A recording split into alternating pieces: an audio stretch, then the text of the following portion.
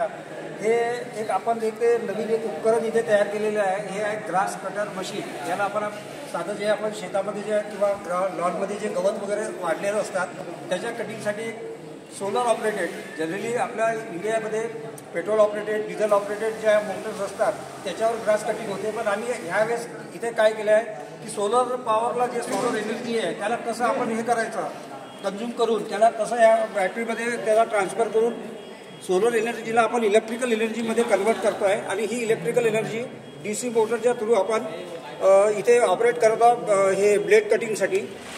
हे बघा आता मी दाखवते तुम्हाला. ही जे DC मोटर आहे तुम्हाला दिसत आहे इथे, हे DC मोटर एक 750 RPMची मोटर आहे. आणि ही या बॅटरी इथे लागलेल्या आहे. ह्या बॅटरीवर हे मोटर कनेक्ट आहे आणि ह्या रिमोट थ्रू आपण हे सर्व याचं ऑपरेशन आपण याला कटिंगसाठी वापरत आहोत. आणि एक एका चेसिसला आम्ही हे केलेलं आहे. एक जवळपास 5 ते 5.5 तास हे वर्किंग याचं चालतं बॅटरीचं. एक थोडं मशीन मूव्ह करून दाखवतो मी तुम्हाला. ह्या पद्धतीने हे मशीन मूव्ह होतं.